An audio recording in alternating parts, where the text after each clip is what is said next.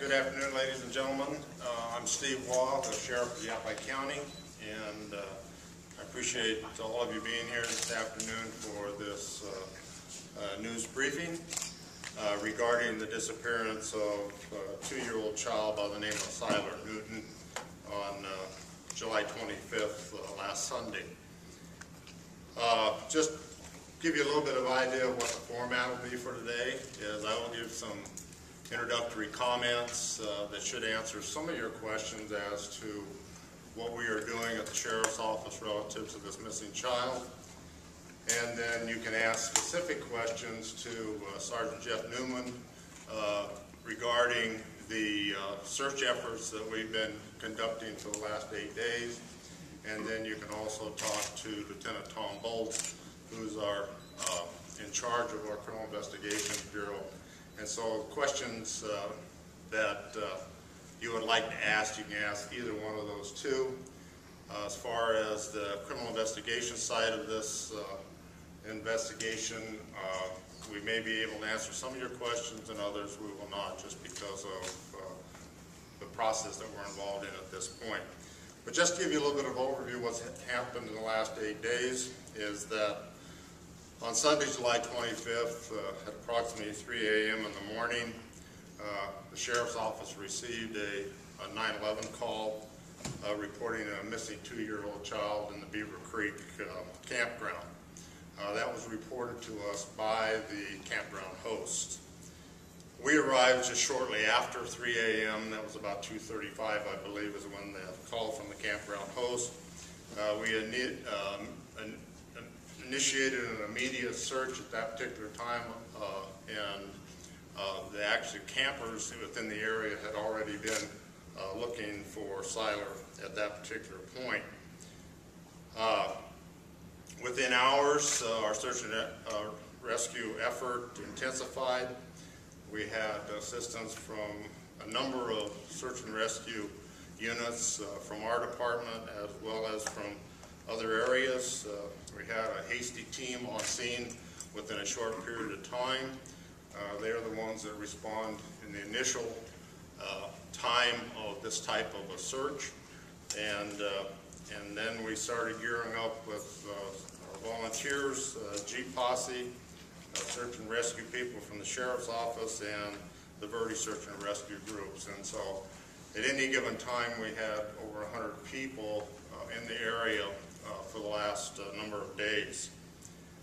We also felt that by having the hasty team there as soon as possible and getting an extensive search effort initiated, once we could get the resources there, that our chances of finding him were significantly better than if we had waited till the light came out on dawn, at the time of dawn. So, and the reason for that is that our experience says that a 2-year-old has no survival instincts. When they're hungry, they cry. When their diapers are dirty, they cry. And he has supposedly left the camping area in a diaper with no shoes on. And so it's a pretty rugged area. And so we felt that by the quick response that we initiated, that we would be able to hear him crying for those kind of needs, and unfortunately that didn't happen. We established an incident command system and started working 24 hours, 7 days a week, trying to locate him.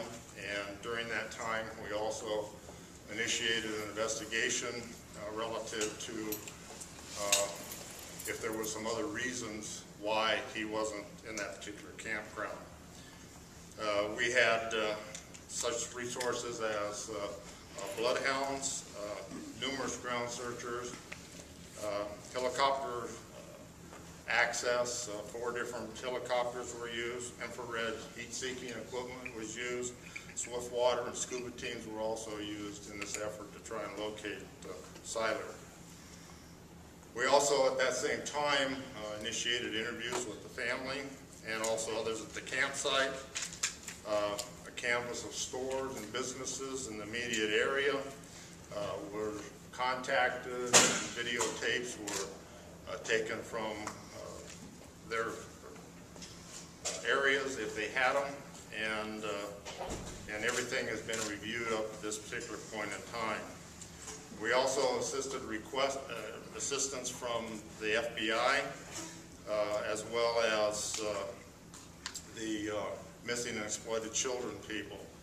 And numerous agents throughout the United States were here, some from Boston, Washington, D.C., Virginia, Phoenix, as well as Utah, all helping us trying to determine what really had happened to this young child.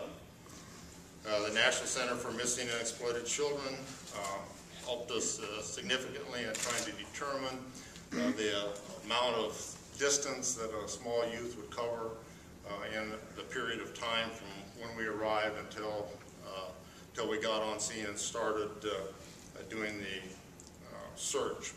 And so they were invaluable, as well as all of the search and rescue people, in trying to have a positive closure to this.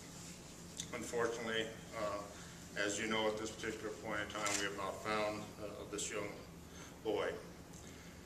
We also searched over 200 tons of garbage from the Gray Wolf landfill. We had coordinated that activity with the Waste Management Corporation and spent 3 days going through garbage out of the Gray Wolf landfill to try and determine if in fact the boy's body was there. And we didn't find him there either. Based upon the case as of today, the Sheriff's Office believes that Sylar did not wander from the campground, and he is presumably dead. The search effort is now in a recovery mode, and the investigation has become criminal in nature.